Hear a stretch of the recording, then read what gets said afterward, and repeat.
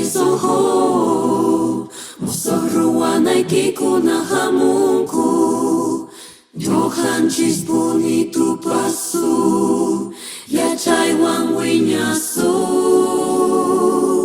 Cosmic Reset. This is part of my series from the year 1999 that I am revisiting and offering as limited edition prints. I had a burst of intense creative activity, and I can't really say why that might have been.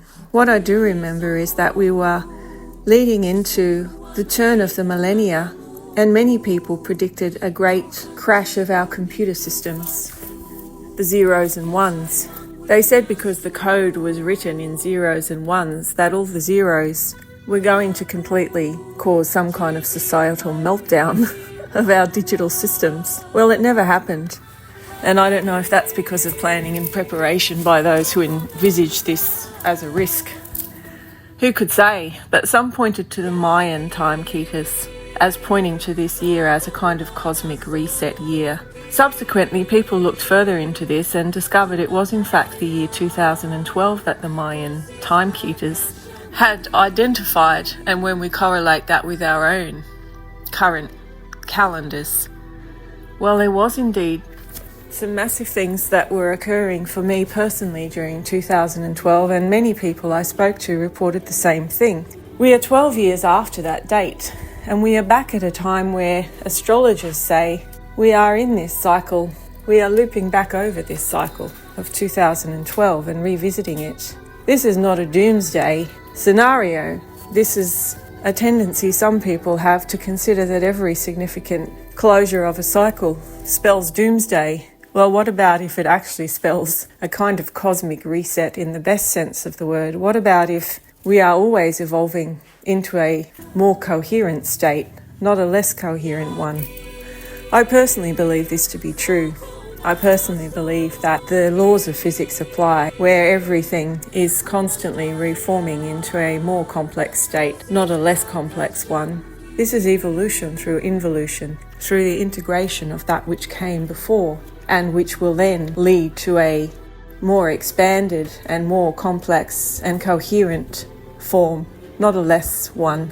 All of this is contained in my series I am offering for a reprint this year at this time. I've become interested in astrology, and Pluto, the so-called Lord of the Underworld, has just finished transiting my sun sign of Capricorn, and many astrologers say that Pluto's entry into Aquarius, and coinciding with some other very significant astrology, including that observed by the Mayan timekeepers, means we are entering a great new cycle, even a 24,000 year cycle that begins at this time of Pluto's transit from Aquarius. Capricorn to Aquarius, the age of Aquarius, is this cosmic reset point of which the Mayans foretold. These are stories, and we can locate ourselves in these stories however we wish to. This is the beauty of stories, and this is the beauty of art, to tell the story of creation in a way that is beautiful and meaningful to us. I hope you will enjoy my Cosmic Reset series. Please be aware that I have painted the original in 1999, and of the view as I looked out across the Whitsundays from Airlie Beach.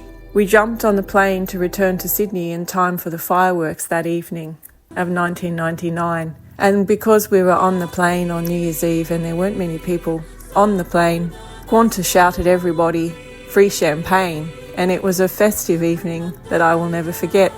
We made it back in time for me to join my friends, and my friend and I climbed a tree and we looked out across Sydney Harbour from Lavender Bay to see the fireworks over Sydney Harbour Bridge and the words eternity written.